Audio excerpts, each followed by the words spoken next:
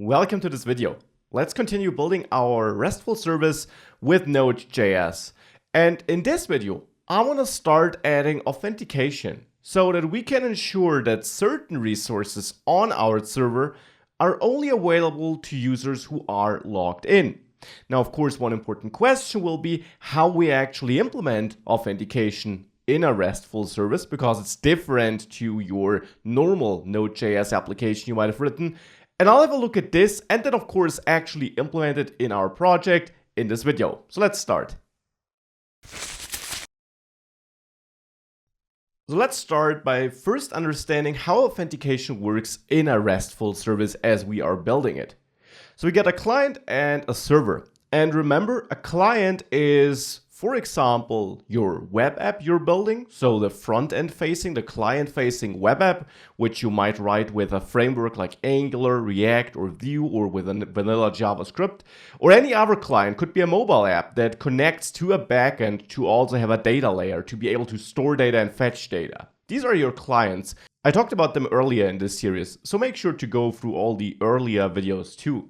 So that's our client, that's our server. Now we want to log in, and for that the client's going to send some auth data to the server. With auth data I mean email address and password of a user if we have a typical email and password authentication flow. On the server, we then, if we're signing up, we can then store this data in the database by hashing the password and storing it and so on.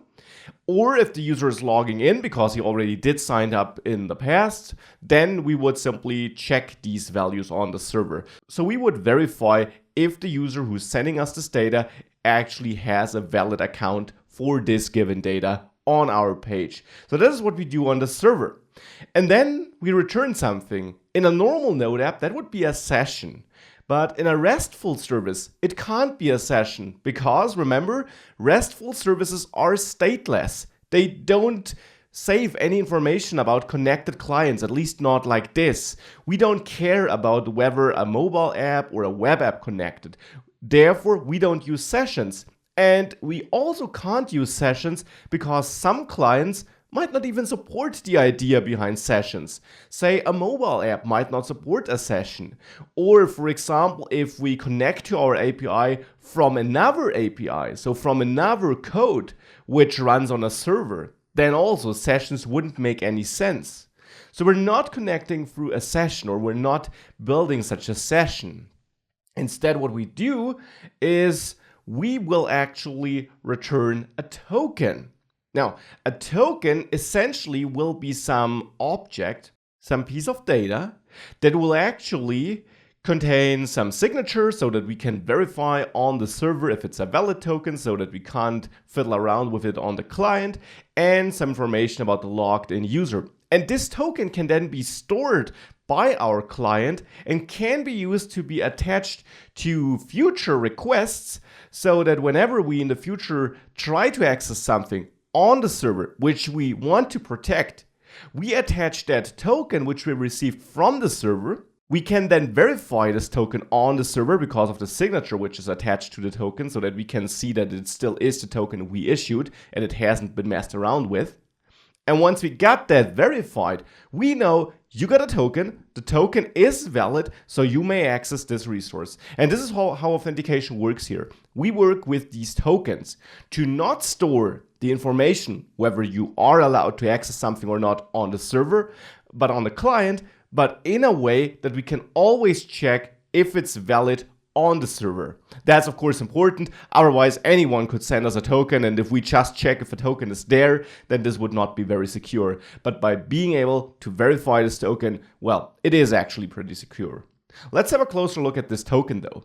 So this token is called a Json Web Token typically we use this format to be precise, because it simply is just a JSON data object in the end, where we can add some information like the ID of the user or the email address of the user who is signed in, and some signature. So these two pieces are important. It also contains data about when the token is going to be expired and the issuer of the token. Overall, all this data which we put together into a token makes up this JSON Web Token, which we return to the client. Now, the important part is what I mentioned earlier. we can verify this signature and therefore the validity of the token on the server. And if we manually add something to the token or try to fake the token, we could find out that it is not a valid token on the server because we use a private public key combination and only the server knows the private key. So only the server has both keys it needs to, in the end, validate this token. One important note though, the token is not encrypted. So once we got it on the client, we can actually have a look at it. We can extract the data from it. But as I said, if we try to change it, well, that doesn't do anything. We can still verify it on the backend. So this is how this token works and what we do with it or how it is structured. Now, thankfully, we don't have to build the token on our own. If you want to learn more about the token though, you can simply dive into the video description where you will find more information about the token. But I'd say let's stick to this right now and let's actually implement authentication with Json Web Tokens in our RESTful service. So let's add authentication. And to add authentication, we need users, right? So I'll first of all create a new model and I'll name it user.js because here I want to define how a user should look like in my app. I'll then copy the order model, let's say, just because I'm going to use the general same layout.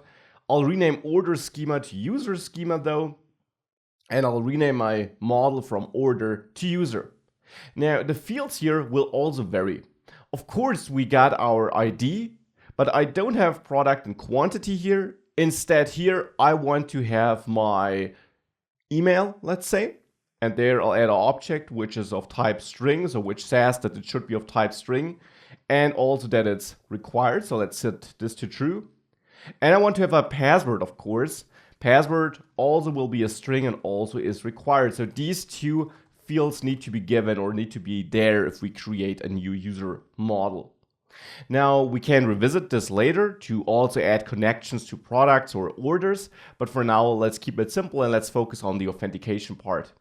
So this is how a user should look like. Now I also need routes for the user, so I'll add my user.js file here in the routes folder, and I'm going to set up the routes file in the same way I did it for the other routes. So I'm going to copy these imports from Express, Router, and Mongoose and put it into my user.js file. And then at the very bottom of the file, I'm going to export my router with the module exports syntax. Now in between, we'll create the user related routes. And for now, I want two routes, sign up and sign in. You might wonder, what about log out? Well, since we don't store information about the user on the server, we don't store the information whether the user is logged in or not, we can't log the user out. What would we do? There's nothing to delete. There is no session we need to clear or anything like that. So we don't need a logout route. So let's create our first route then, and that should be a post route to create a new user. And I'll simply name it /signup. That will be my path. Overall, the path will be user/signup, but I'll load these routes just as I load the other routes from within app.js by importing it here and then using a certain prefix and then pointing to the routes file. But that will be the next step. Now for now, let's simply create our signup route here. Of course, we create the routes just as we did in the other files. So I'll add a second argument where we get the request, the response object, and this next function we could execute if we were building a normal middleware. And in here, now the goal is to create a new user. Now let's see how we can do this. First of all, I'll import the user model. So I'll create a user constant here, and I will require it from my models folder and there from the user file. Now what we can do is we can create a new user by creating a new constant here, lowercase user, and then this will be a new user. Now this is just as we, for example, create a new product too, right? There we create a new product using our product mongoose model. Now to the user, we can pass a JavaScript object. And now there are a couple of things we needed to create. Also keep this in mind. We created an ID and then we assigned the different values. So I'll copy the ID value from the products route because we create the ID in exactly the same way with the mongoose types object ID helper method here. But then remember, we had two fields here, email and password. So what I'll do is I'll add email, and password here. Now, both, of course, need to be populated, and I will assume that we will get these fields from the incoming request. So we can say the email is request body email, and then we can also say the password is request body password. Now, this pattern, or doing it like this, has one major, extremely bad security flaw. Do you see which flaw I mean? Well, we store the raw password in the database. Now, let's consider, or let's assume that we get the password via HTTPS, that in the end we host our app via HTTPS. Still in that case, we would get our password through an encrypted and protected connection, but we would store it in plain text form in the database. And if anyone ever gets access to our database, be that an employee or an attacker of our website, then all our user passwords are going to be readable just like that. We don't want that. So we need to encrypt our password. We need to hash it. And for that, we'll use a package. We'll use Node.js. Now, GitHub link can be found in the video description. In the end, this is just a package that will hash our password and hash it in a secure way that also can't be unhashed, so to say, or can't be translated by using dictionary tables. I'll come back to how exactly this works in a second. So here on this page, you see the installation instructions and how to use it. I'll copy the install command here and shut down my server and run npm install bcrypt. I'll also add -- save to add an entry to package.json. This will now install this hashing library, which I will use to do the hashing for me. Now, it will take a couple of seconds. You might see some errors in between as I do here, but it should be able to recover from these and fall back and finish without an error in the end. Then we can restart the server with npm start. Now, we see how to use it here, and I will simply use that hash method here. So this is how we do hash our passwords. I will import it first of all. Import bcrypt by requiring bcrypt like this.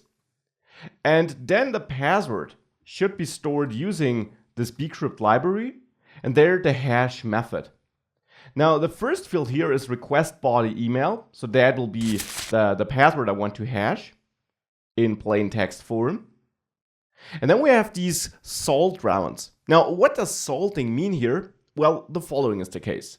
If we hash a password, theoretically, that is safe because you can't reverse a hash. You can't translate a hash to the plain text value. It's a one-way operation.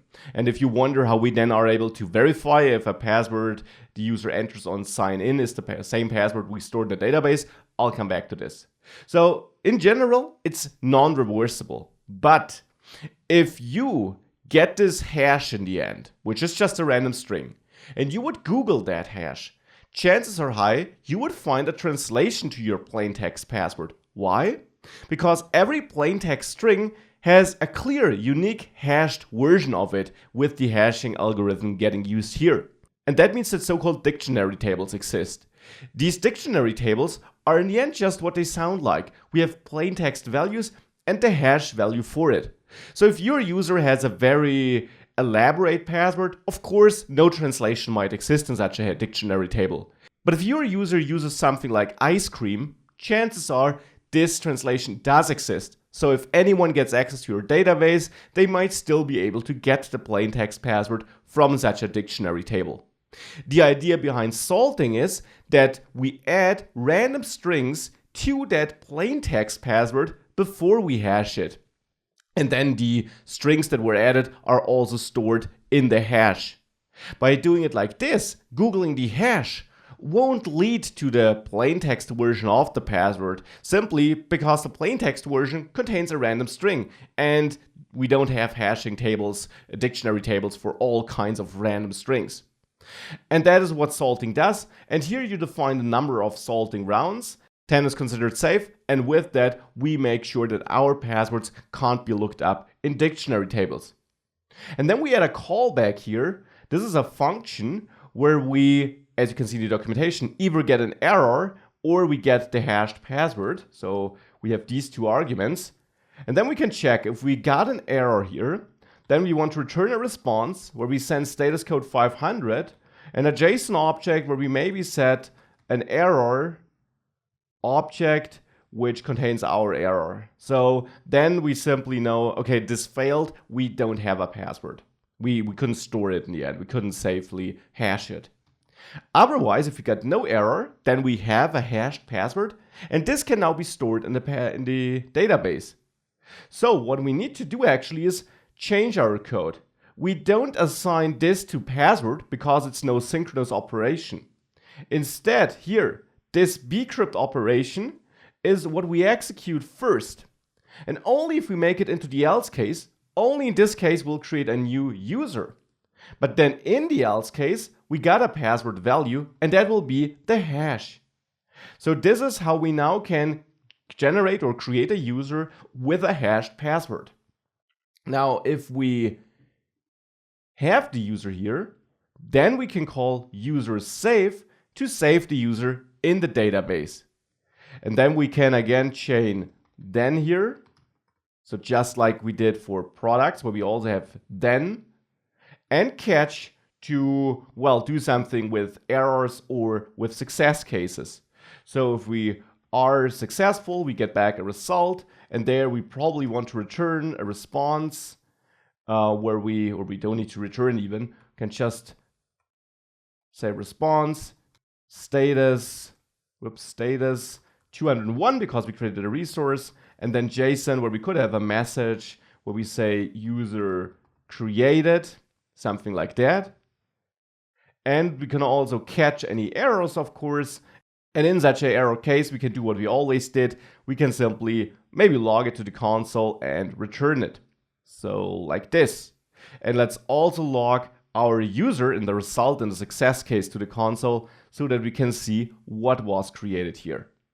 And with that, if we save all of that, we got our user creation, the signup route. Now let's test it. And for that, I'll go to my app.js file. And in there, I'll first of all import it. So I'll import user routes by requiring /API routes user. So just like I do it for the other routes. And then I'll go down there and also forward any requests going to /user/ something to my user routes. With that setup, we should be able to reach that route with a post request. Now let's try it out in Postman. So here I am in Postman. I prepared my request, post request to /user/signup. Now I need to attach a body, which is now not form data, but a raw body of type JSON. Let's create such a JSON body. And if you have a look at our route, then you see we try to extract the email here.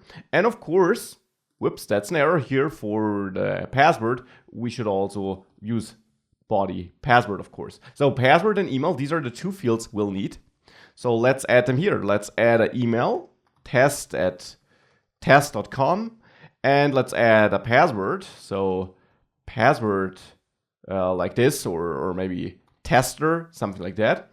And let's now try it out. Let's hit send, and I get an error because I need to set my header content type application JSON. Let's now try again. And now we get user created as a message here. And if we have a look at our terminal here, where we do log something, we see a user was created, and this is this random hash I was referring to. So this is now our password in the way it was stored in our database. And this is now not possible to look up with dictionary tables. So this is now the user we created on our server. So now we're able to sign users up. There's one issue though. If I were to send the same request again, so I hit send again, then the user is created again. So now we created two users with the same email address. And chances are that you don't want that. You want to ensure you only have a user with an email address once in your database. So what can we do about this? Well, we need to check if a given email address is still available in our signup route. So before we hash the password and try to store the user, let's do something totally different. Let's simply use the user model we import from Mongoose, from our Mongoose model, and find a certain object where we search the user entries for an email address where email is actually request body email. And now I will exec this to get back a promise and add then and catch. Now here in the then block, I'll get my document, so my user in the end. And here's the part where we will have issues if user exists. So if user is not nullish, or if user is not null, I mean, so if it's not false. So if we make it into this if block, we know we have a user. And in this case, I just want to return a response where I send status code to either, now we could use 409, which means conflict. We got the request, we could handle it, but we got a conflict with the resources we already have. Or 422, which means unprocessable entity, which also pretty much means the same. We got a request we could theoretically read, we understand the request, but we can't process it. Pick the one you enjoy. I'll use 409, even though you don't see that this often. Now this is the error code I return here, and I can also attach a message where I say mail exists, something like this. With that, we won't continue. In all other cases here, we will continue, and I don't even need the catch block therefore. However, of course, we should continue inside this then block here. So that is where we should then try to hash our password and do all our other stuff. So I'll cut this and put it into this else block here, just to make sure that we only execute this if we don't have a user for that email address. And now if we save this all, and I send the same email and password combination again, I get the mail exists error. And if I send a different one like test2, I also get mail exists. Why? Because remember, if you use user find like this, user here is actually not going to be null. If you don't find entries, it's going to be an empty array. So instead what we should check here is if user length is greater or equal to 1.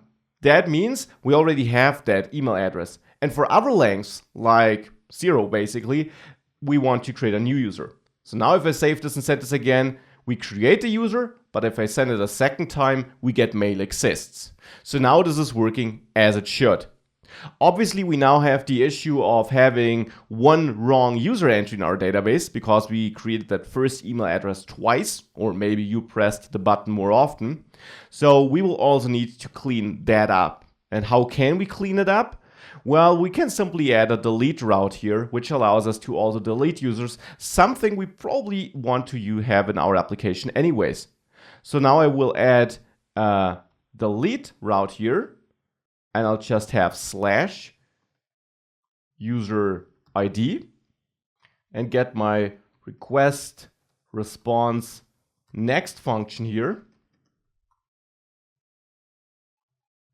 And in there, I'll now use my user remove method to find users where the ID is equal to our request params ID, so what we encoded in the URL. And then I'll exec it. So basically the same what we also do for products and so on here with our delete route. And then I'll add a then and a catch block to do something in both cases. So then and catch here.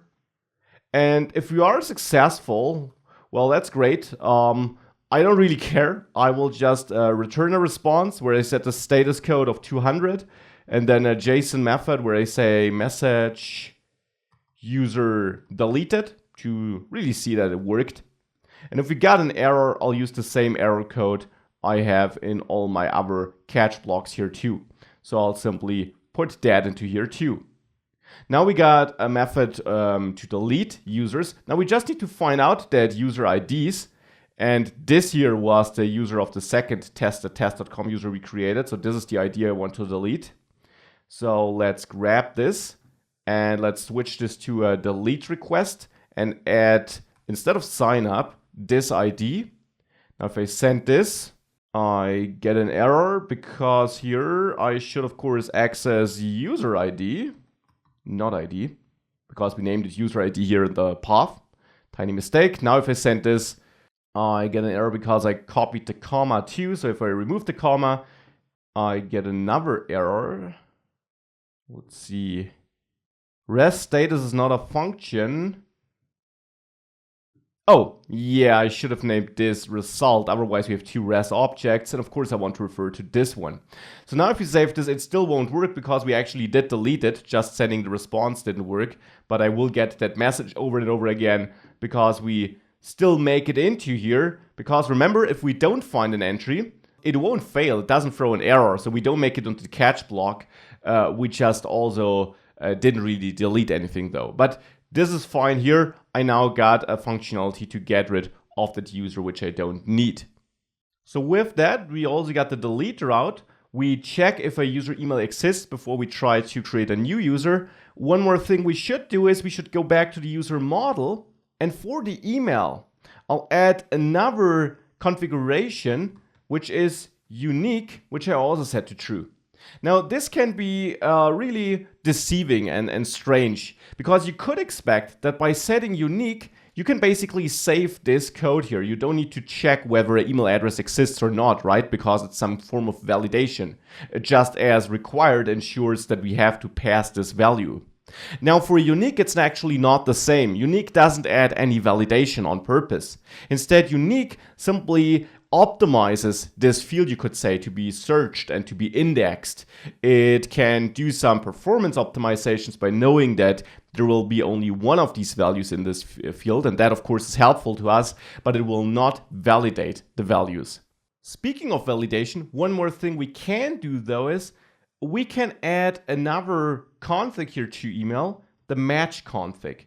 If type is string as it is here, you can add some other built-in validation shipping with Mongoose, and you can match that incoming string to a given pattern to ensure that what we're storing really is an email address. So I'll first of all distribute this over multiple lines to make it a bit easier to read. And then we need a regular expression for validating email addresses. Now, as all pro developers, we can simply Google for email regex to find this great regular expression, email regular expression discussion thread on Stack Overflow. And there, if you scroll through, you'll find this great answer here where we got a couple of demo validation patterns. And I'll use this one, which should match most cases. Email address validation with regular expressions is pretty hard as it turns out. So let's copy this. And now match will take a regular expression created with 2 forward slashes and then simply put that expression in between. If we do that, we should get an error if we pass something that is not an email address. So let's simply save this and let's try it out. I'll first of all stick to my test email address with test3, which doesn't exist yet. I'll go back to a post request and target user sign up here, and I'll hit send. And I get user created. Now let me remove the @ sign. And now I get an email error, validation error, and that is actually what I wanted. The email address is invalid, and we could use that information in our client app. And as soon as I re-add the @ sign here, like this, I just get mail exists because it already does exist, but it matches our pattern at least. So this is one other addition I wanted to make. And with that, we added user sign up and the ability to delete users in our routes here. Now the next step, of course, is to sign users in and create such a token.